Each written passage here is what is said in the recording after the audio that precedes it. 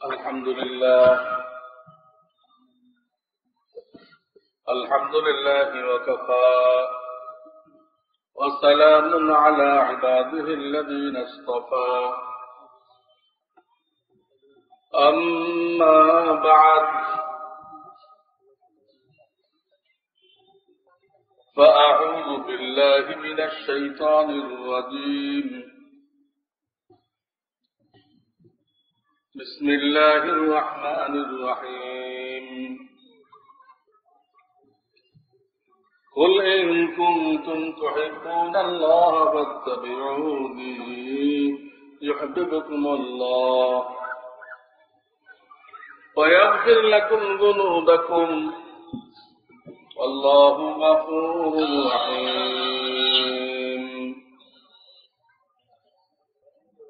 وقال رسول الله صلى الله عليه وسلم أوصيكم بالتقوى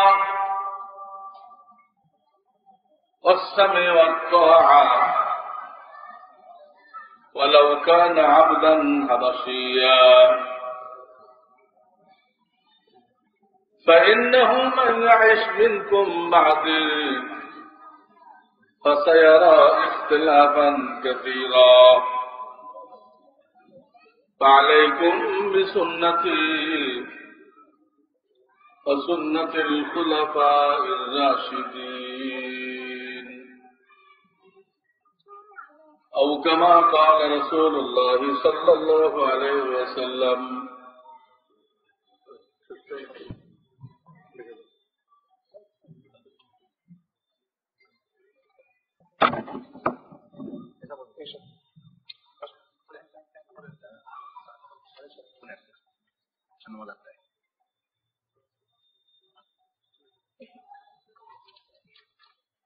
জনাব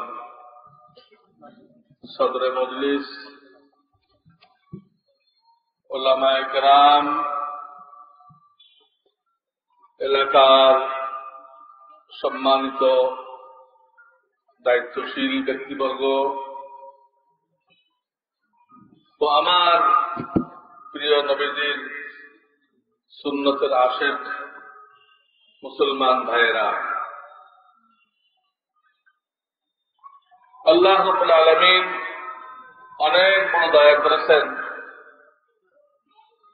যে আমাদেরকে কোরআন সুন্নাহর আলোচনা শোনার জন্য এই মজলিসে বসার সুযোগ দান করেছেন এবং কিছু আল্লাহর বান্দাকে এই মাহফিলের ইন্তজাম করার তৌফিক দান করছেন। আমি সকলের জন্য দোয়া করি এবং তাদের শুকরিয়া আদায় করি। আল্লাহ তাআলা যেন তাদেরকে দিয়ে আরো বেশি বেশি দ্বীন ইসলামের খেদমত করার তৌফিক দান করেন।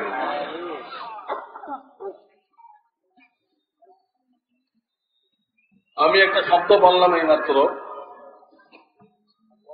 যে আল্লাহ রাব্বুল আলামিন আমাদেরকে কোরআন সুন্নাহ, এই কোরআন সুন্নাহর আলোচনায় অংশগ্রহণ করার তৌফিক দান করেছেন। এই শব্দটা নিয়ে অনেকে চিন্তা করতে পারে যে হুজুরে তো কোরআন হাদিস বলতে পারেন, সুন্নাহ বলার দরকার কি?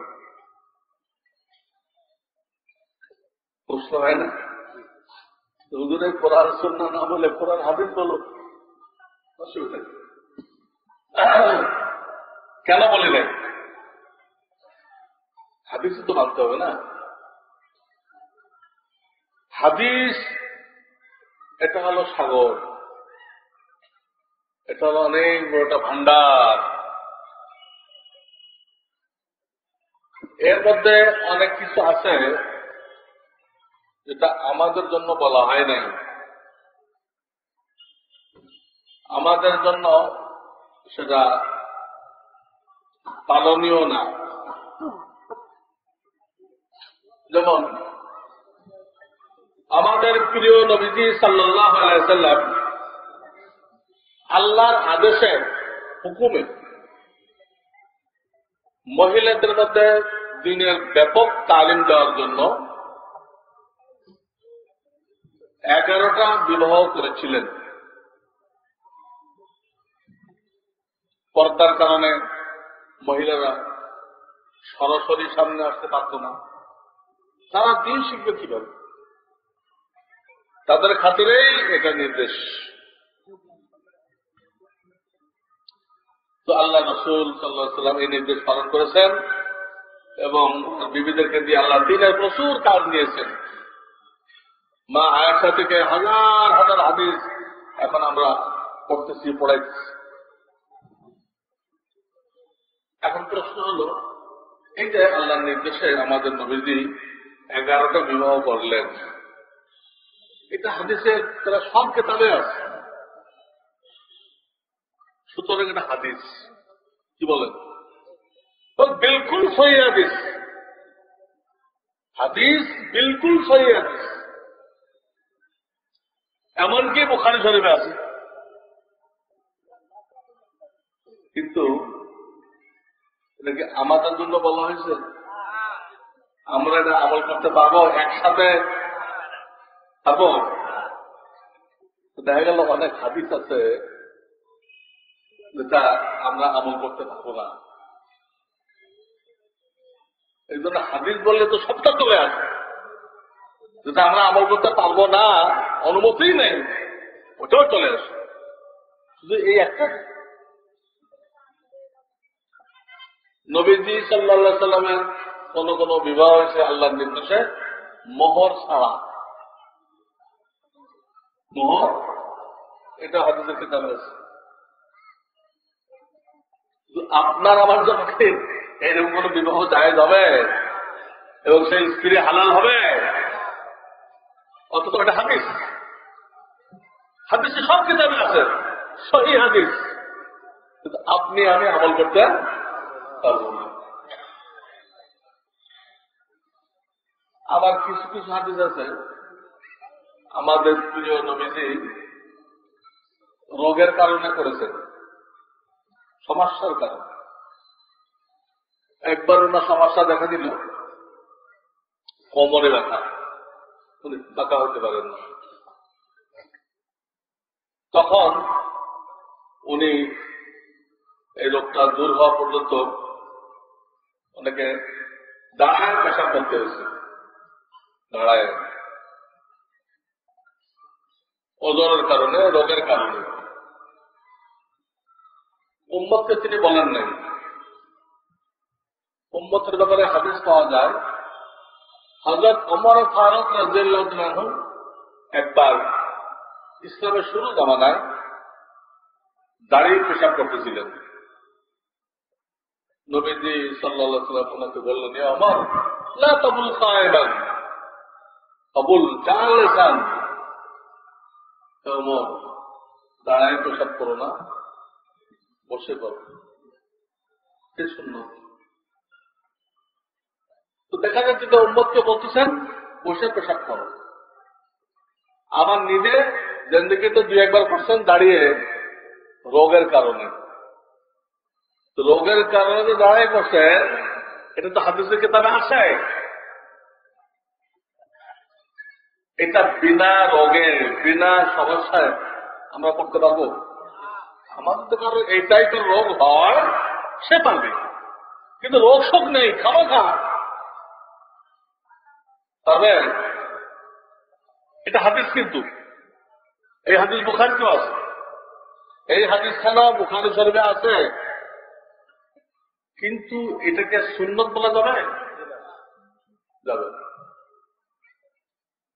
কারণ এটা নর্মাল অবস্থায় করেন নাই, অথবা উম্মতকে বলেন নাই। উম্মতকে বলেন নাই, বলছেন বসে পেশাব করো। হাদিস আমি 3টা হাদিস দেখাইলাম, তার 3টা বুখারী শরীফে আছে, অথচ আপনার আমার জন্য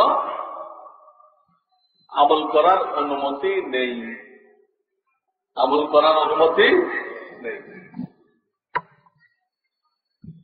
4 নম্বর একটা পয়েন্ট, যে কথাগুলো আপনারা আমাকে লক্ষ্য করে বলেছেন, উম্মতকে লক্ষ্য করে বলেছেন, এখানে দেখা যাচ্ছে এক এক ব্যাপারে প্রথম একটা নির্দেশ আসছে, পরে আরেকটা আসছে, এরকম 2-3 বার নির্দেশ আসছে। তিনি উম্মতকে বলেছেন যেটা সর্বশেষ নির্দেশ, ওটা সুন্নত হিসেবে কিয়ামত পর্যন্ত সাব্যস্ত হবে, আগেরগুলো বাদ হয়ে যাবে। আগেরগুলো কি হবে?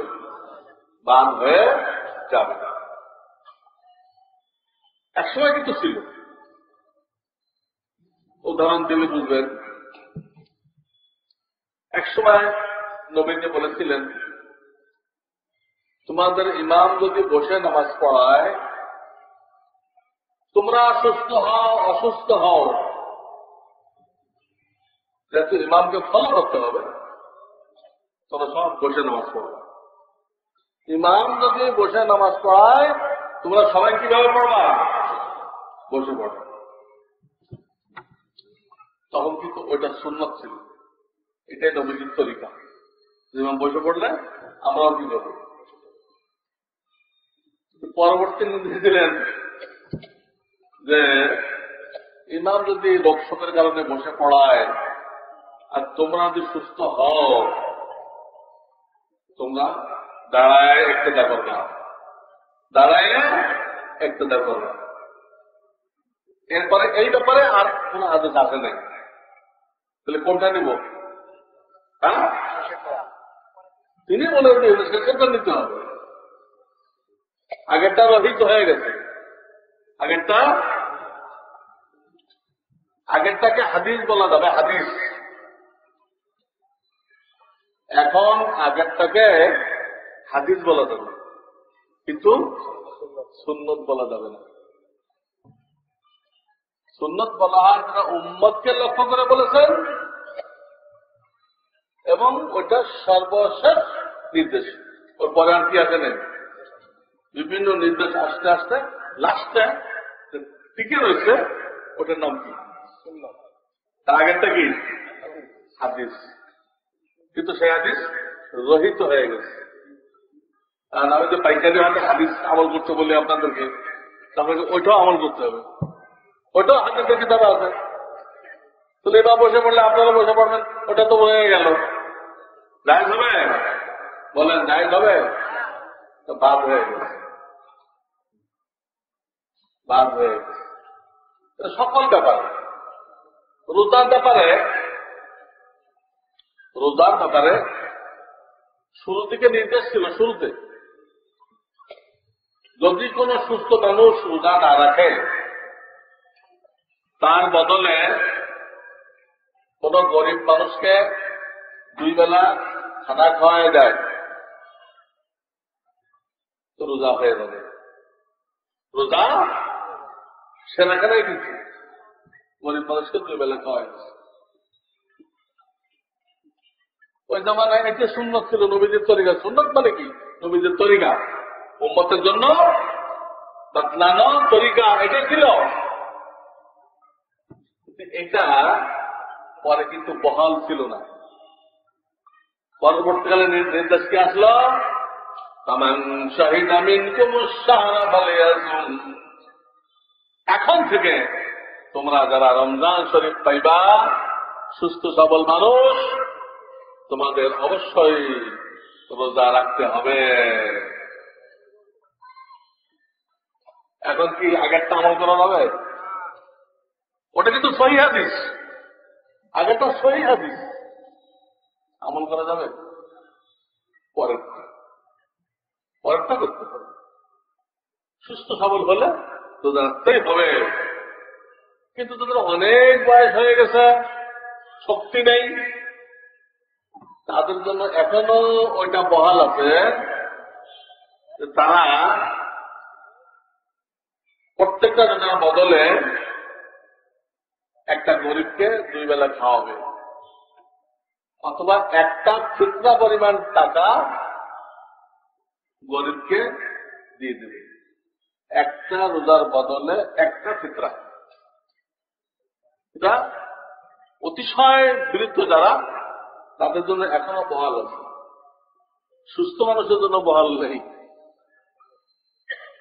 কিন্তু এটা যে ছিল, এটা তো হাদিসের কিতাবে আছে, তাহলে সারা বছর করতেছি, পড়াইতেছি, কিন্তু আমল করে যাবে।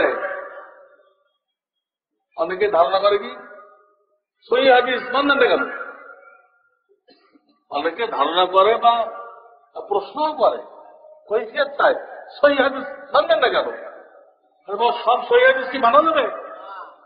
যেসব সহিহ হাদিস নবীদের সাথে খাস, যেসব সহিহ হাদিস রহিত হয়ে গেছে, তো সহিহ হাদিস মানা তো জায়েজ নেই। যেমন মক্কার জিন্দেগিতে মক্কার কাফেররা যে মুসলমান হয়েছিল, তারা 360 খুদার পূজা করত। তো নামাজের মধ্যে ওদের দেব দেবীর কথা মনে পড়ত, তো নবীজি শিখাই দিয়েছিলেন এগুলো মনে পড়লে তোমার হাত তুলবা। এই হাত তোলার অর্থ হল সব পিছনে ফেলে দেবেন। সব কি করলাম? তো বাতিল খুদা আছে, তো কি করলাম? পিছনে ফেলে দিলাম। তো মক্কার জীবনে দেখা যায় ওনারা কয়েকবার হাত তুলেছেন, নামাজের শুরু বাদেও আরো কয়েকবার। এই হাদিসটা দ্বিতীয় খলিফা ওমর তার ছেলে আব্দুল্লাহ ইবনে ওমর থেকে এই হাদিস তিনি মক্কায় বয়ান করেছেন। এটা নবুয়তের 13 বছর পরে আল্লাহর নির্দেশে ওনারা মদিনায় চলে গেলেন। মক্কার মুসলমানরা কোথায় চলে গেলেন? মদিনায় চলে গেলেন। একটা আয়াত নাযিল হলো সেই জামানায়, কুমু লিল্লাহি কানিতিন, তোমরা খুব ধীরস্থির ভাবে নামাজ পড়ো। এই আয়াত নাযিল হওয়ার পরে নবীজি মসজিদে ঘোষণা করলেন, ওইটা ওই ওমর ফারুক দ্বিতীয় খলিফা তার ছেলে আব্দুল্লাহ ইবনে ওমর বয়ান করতেছেন। নবীজি ঘোষণা করলেন যে এখন থেকে নামাজের শুরুতে একবার হাত তুলবা কান বরাবর, হাত বান্ধা, আর পুরা নামাজের যে কয় রাকাত একসাথে নিয়ত করছো এই নামাজের মধ্যে আর হাত তুলবা না। আমাদের 2 রাকাত ভিন্ন পড়া সুন্নত, এখানে চলো যেটা নিয়ে বান্ধা হয়ে গেছে, এই নামাজের মধ্যে আর কি করো না।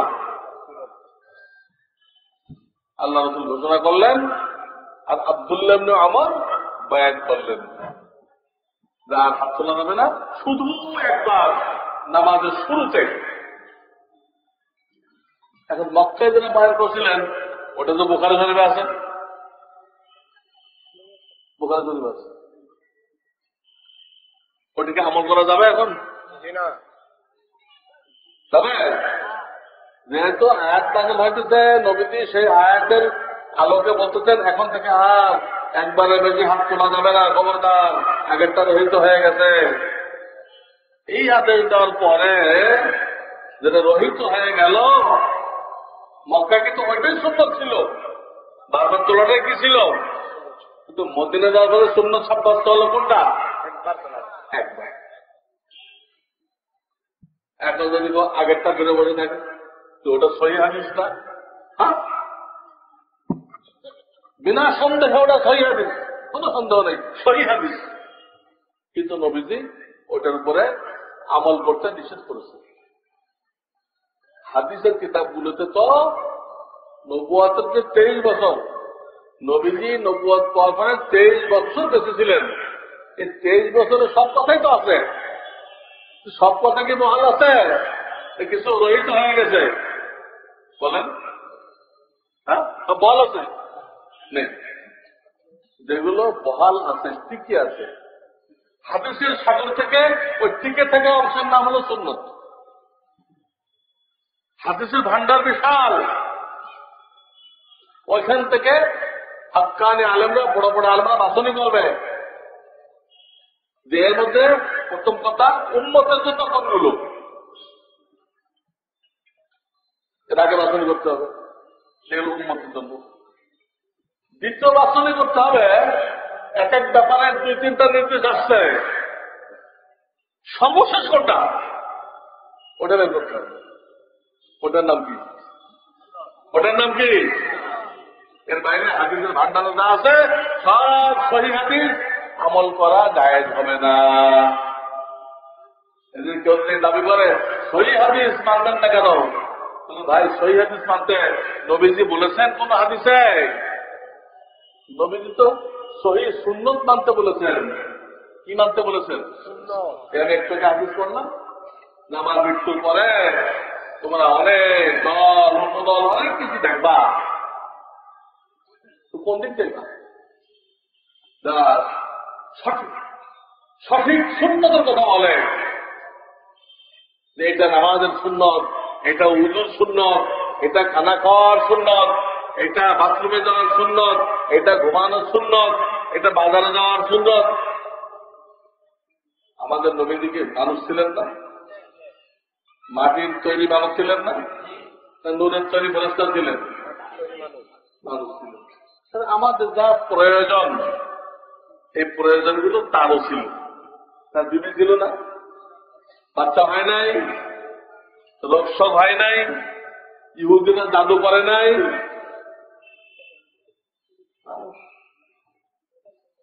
সব প্রয়োজন তার ছিল। এই প্রয়োজনগুলো তিনি আমাদেরকে দেখাই দিয়ে গেছেন, আমি দেখাই দিয়ে গেলাম। এইভাবে যদি করো তো তোমার এই সব কাজগুলো ইবাদত হবে, সব হবে। কাফেররা ঘুমাইতেছে, আপনি আমিও ঘুমাইতেছি, ঠিক না? পার্থক্য কি? কাফেররা কি নবীদের সুন্নত তরিকায় ঘুমায়? উযু করে দোয়া কালাম পড়ে ডাইন কাতে ঘুমায়? ঘুমায় না। তাদের এই 6 ঘন্টা ঘুম ইবাদত হবে না। কাফেররা খায়, আপনি আমিও খাই, কাফেরের খাওয়া কি ইবাদত হবে? আপনার আমার কেনা আমরা বিসমিল্লাহ পড়ে ডাইন হাত দিয়ে খাই, দস্তরখান বিছায়ে খাই, খাওয়ার পরে আবার দোয়া পড়ি, আল্লাহ শুকরিয়া করি, সুন্নত তরিকায় খাই। খাওয়াটা কি হলো? এমনকি আমরা যে বাথরুমে যাই, কাফেররাও যায়, তাদেরটা কোনো সওয়াব হবে না। কিন্তু আমরা আমাদের প্রিয় নবী যেটা বলে গেছেন, বাথরুমে যাইবা তো জুতা স্যান্ডেল পায়ে দিয়ে নেইবা, ওর ভিতরে রেখে দেবেন। বাইরেতে নিয়ে গেলে আবার ওটা নোংরা হয়ে যাবে। ওর ভিতরে কি করবেন? একটা স্যান্ডেল এক জোড়া রেখে দেবেন। ওটা পরে যাও, মাথা ঢেকে দাও, না দিয়ে মারো, মাথা ঢেকে দাও, আর দোয়া পড়ো, বাম পাও আগে ঢুকাও, বাম পাও আগে ঢুকাও, ঢেলাগুলো বা টয়লেট পেপার ব্যবহার করো। এইগুলো বলে গেছে।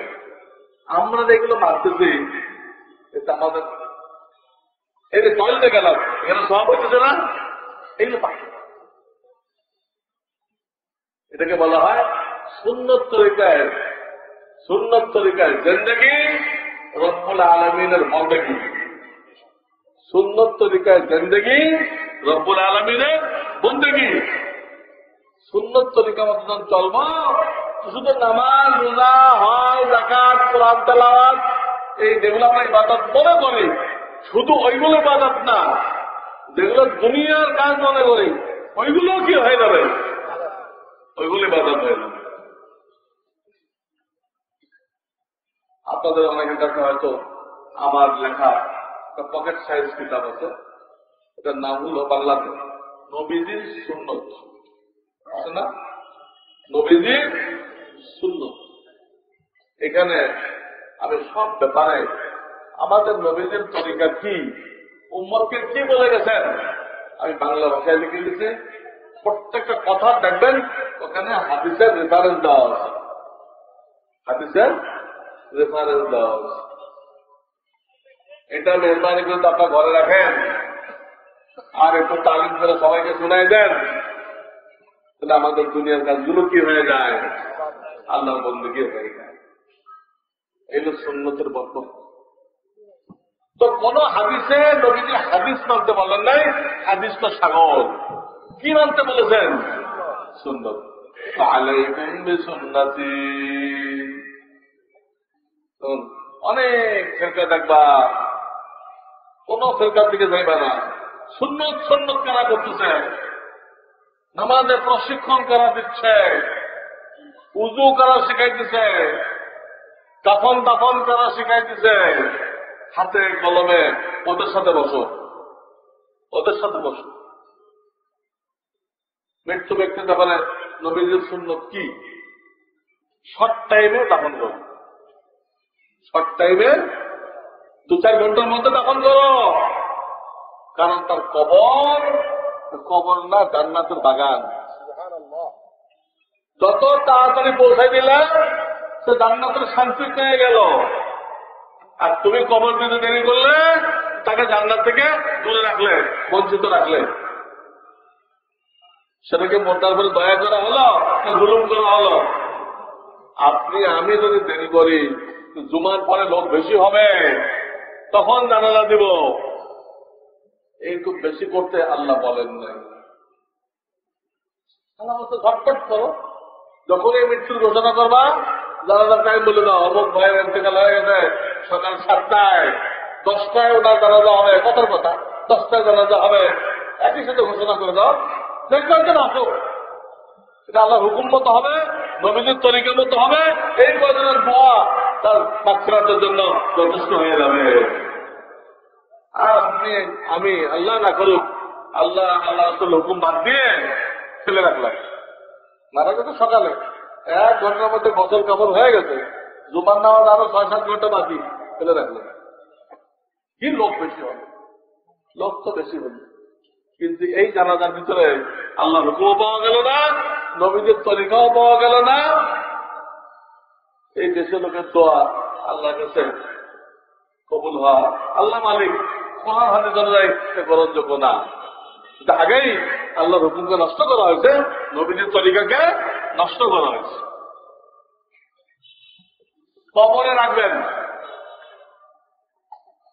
এখানে আমাদের নবীদের তরিকা দিচ্ছেন উম্মতকে সম্পূর্ণ ডাইন কাতে রাখো, সম্পূর্ণ ডাইন কাতে রাখো। শুধু চেহারাকে লতি করো না, তার পূর্ণ বডি, সম্পূর্ণ শরীর কিবলার করে দাও। এর তরিকা আছে। তরিকা হলে কবরতে তলদেশ ওর মাঝখানেও করতে পারেন বা পশ্চিম সাইডও করতে পারেন, আর একটু গর্ত করবেন কবরের তলদেশে মাঝখানে অথবা পশ্চিম সাইডে একটু গর্ত করবেন,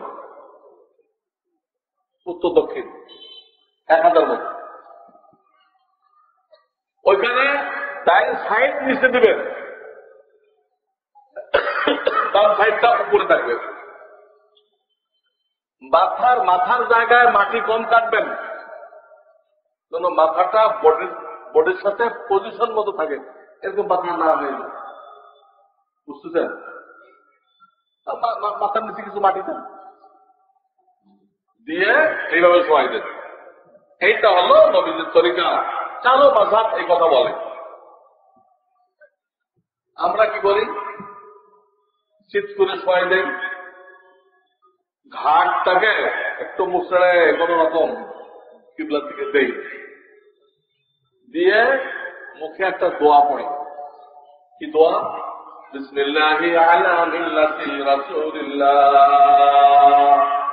হে মওলা, তোমাকে আল্লাহর হুকুম মতো, নবীদের তরিকা মতো কবরে রাখলাম।